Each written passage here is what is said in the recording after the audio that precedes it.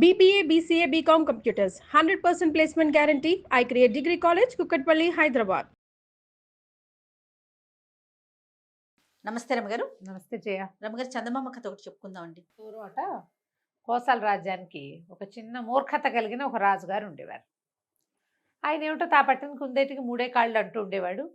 మధ్య మధ్యలో ఆయనకి డౌట్ వచ్చినప్పుడల్లా మంత్రులను అడిగి ఏదో క్లారిఫై చేసుకునేవాడు. ఆయనకి తగ్గట్టుగానే ఆయనకి ఇద్దరు మంత్రులు ఉన్నారు, రంజన మంత్రి, భంజన మంత్రి. రంజనుడు, భంజనుడు బాగున్నాయండి పేర్లు. రంజనుడు తెలివైనవాడు, మంచివాడు, జాగ్రత్తగా మాట్లాడేవాడు, సమయస్ఫూర్తి ఆచితూచి మాట్లాడటం ఉండేవి. భంజనుడు కాస్త కుస్తా అడ్డగోలు వాడే ఈ మన రాజుగారిలాగా. దాంతో ఆయనకి ఎక్కువగా భంజనుడి ఐడియాలు నచ్చేవి, తన ఐడియాలతో రిలేట్ అవ్వటం వల్ల. అదేలే, ఆయన తాలూకు ఈ మూర్ఖులకి ఈగో సాటిస్ఫాక్షన్ చాలా పెద్ద పాయింట్గా ఉంటుంది. ఆల్ టైం నువ్వే కరెక్ట్ అంటూ ఉండాలి, ఆల్వేస్ యు ఆర్ కరెక్ట్.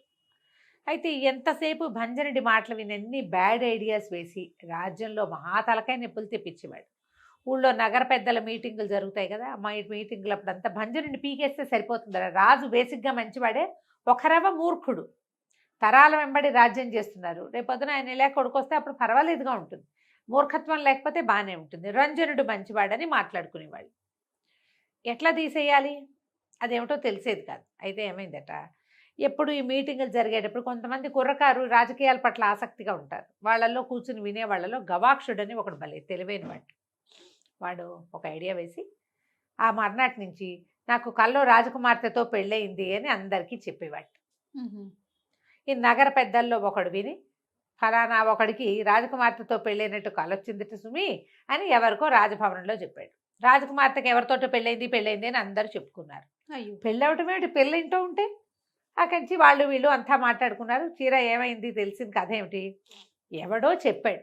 ఆ ఎవడో మణి పట్టుకున్నాక వాడన్నాడు, నేనెక్కడ చెప్పాను, కళ్ళొచ్చిందని చెప్పా అనేసరికి కల్లో వస్తే ఇప్పుడు దానికి ఏం చేస్తాం, వాడినేమో విచారణకి పిలిచేసరికల్లా వాడన్నాడు, నాకు రాజకుమార్తెతో వివాహమైనట్టు కలొచ్చింది, మంచి కళ అందరికీ చెప్పాలి కదా, అందుకు చెప్పా అనేసరికల్లా రాజుగారికి కొంచెం ముందు వెనక, ఎంత ధైర్యం నీకు రాజకుమార్తెను పెళ్లి చేసుకోవడానికి అంటే, పెళ్లి చేసుకోలేదండి, చేసుకున్నట్టు కలొచ్చింది చెప్పానంతే అనేసరికి సరే రాజుగారు మంత్రి వైపు తిరిగాడు, ఏం చేద్దామంటారు అని. భంజనుడు అన్నాడు, వీడికి ఎంత తలపొగరైతే రాజకుమార్తెను పెళ్లి చేసుకుంటానంటాడు, వీడి పేకు ఉత్తరి చేయాల్సిందేనన్నాడు భంజనుడు. రంజనుడు అన్నాడు, అబ్బాయి కాదండి, వాడేం పెళ్లి గిల్లి చేసుకోలా, కళ వచ్చింది అంతే, వీడికి కళని అందరికీ చెప్పడం వల్ల జరిగిన బ్యాడ్ ప్రాపగాండాకి వల్ల ఏం జరిగిందో దానికి శిక్షించాలి, అందుకని పెళ్లి చేసుకున్నందుకేటా శిక్షిస్తాం, కళ వచ్చింది అంతే కదా అని ఆయన చెప్పాడు. కానీ ఆయనకి రంజనుడు చెప్పిన మాట నచ్చల. ఒక ప్రాపగాండా చేసిన వాడిని శిక్షించి తీరాలి, వాడి పేకొత్తరి చేయాల్సిందేనని చెప్పిన భంజన మంత్రి గారి ఐడియారే నచ్చింది. అవురవురా ఇంత పని చేస్తావుగా, నీ సంగతి చెప్తానంటే వీడన్నాడు గవాక్షుడు, అయ్యో అది కాదండి రాజుగారు, నాకు అసలు పెళ్లి చేసుకుందామని లేదు, ఏమీ లేదండి, నేను రాజకుమార్తె చెప్పులు తొడడానికి కూడా పనికిరాను నిజానికి, కానీ ఏం చేయను, కల్లో ఏం జరిగిందంటే మన పక్క రాజ్యం ఉన్నాడు చూడు, రాజ్యానికి రాజు భల్లూకవర్మ, ఆయనేనండి బలవంతంగా పెళ్లి చేశాడు రాజకుమార్తెతో నాకన్నాడు. అనగానే భల్లూకవర్మ మీద కోపం వచ్చేసింది రాజుగారికి. అవురా భల్లూకవర్మకి అంత తెగులా, ఇంత పని వాడు చేస్తాడా? నా కూతురికి ఫలానా ఎవడో రోడ్డు మీద తిరిగేవాడితో పెళ్లి చేస్తాడా, కల్లో అయితే మాత్రం పదండి వాడి మీద వెరుచుకు పడదామన్నాడు. అనగానే ఈయన తెల్లబోయి రంజన్ మంత్రి, అయ్యో కాదండి రాజుగారు అట్లా అనకూడదు, కళ కదా, కళ, భల్లూకవర్మని వదిలేండి, ఇప్పుడు పనిమాల పని పొరుగు రాజ్యం మీదకి వెళ్ళటానికి మనకంత సైనిక సంపద లేదు, కొత్త ప్రాబ్లమ్స్ వస్తాయి మనకి, కాబట్టి వద్దు, వీడికి వేద్దాం శిక్ష, వీడితోటి ముగిచ్చేద్దాం దీన్ని అని రంజనుడు చెప్పాడు. భంజనుడు అన్నాడు, హాతేరి అంత పని చేస్తాడు ఆ భల్లూకుడు, ఆ భల్లూకంగాడి ముక్కు పగలగొట్టందే మనకు శాంతి లేదు, వెళ్ళి మనం భల్లూకవర్మ అంతు చూడాల్సిందే ప్రభు ఏమైనా సరే అని భంజనుడు చెప్పాడు. చెప్పంగానే ఈయనకి నచ్చింది రాజుగారికి. పదండ్రా అందరూ సైనిక సమీకరణ మొదలు పెట్టేసేయండి, 2-3 రోజుల్లో మనం వెళ్ళి భల్లూకవర్మ మీద పడతాం, మన రాజకుమార్తెకి కల్లో అయినా సరే వాడు పెళ్లి చేయడానికి వాడేవాడు అని కేకలు పెట్టాడు. సైనికుల్లో కొంతమంది సామాన్లు సర్దుకున్నారు, వాళ్ళ దగ్గర ఉన్న ఆయుధాలు, కొంతమంది ఇది ఎక్కడ కొత్త తగలాటండి దేవుడా, హాయిగా సుఖంగా ఉన్నావు, మధ్యలో యుద్ధం ఒకటి వచ్చి పడింది, వీడెవడో పాపిష్టివాడు, వీడి కళ వల్ల వచ్చింది అనేసరికి ఈ గవాక్షుడు అన్నాడు, మీకు పూర్తిగా కళ చెప్పలేదండి, యాక్చువల్గా అసలు ఏం జరిగిందంటే భల్లూకవర్మ ఉన్నాడు చూశారు, వాడు ఆ రాజుగారు మన రాజ్యం మీద దండెత్తొచ్చాడు. మ్మ్. దండెత్తొచ్చి మన రాజ్యాన్ని జయించి బందీగా దొరికిన మిమ్మల్ని సంహరించాడు. సంహరించంగానే అప్పుడు ఏం జరిగింది?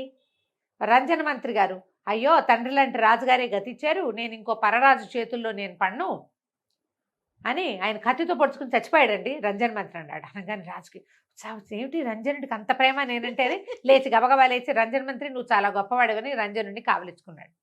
అప్పుడేమోనండి మన భంజన్ మంత్రి గారు ఉన్నారు కదా, ఈయన రాజకుమార్తెని నీ పరం చేస్తా, నీకు కావలసిన వాడికి ఇచ్చి పెళ్లి చేసుకో, పెళ్లి చేసేసేయి, రాజ్యాన్ని నీ పరం చేసేస్తావు, అన్ని గుట్లు మట్లు చెప్పేస్తానని ఈ భంజనుడు భల్లూక వర్మ గారి కాళ్ళు పట్టుకున్నాడండి. అంచేతే నాకు రాకుమార్తెతో ఐరాగైరా వాడితో పెళ్లి చేయమని అన్నందుకు నాకిచ్చి పెళ్లి చేశారండి అన్నాడు.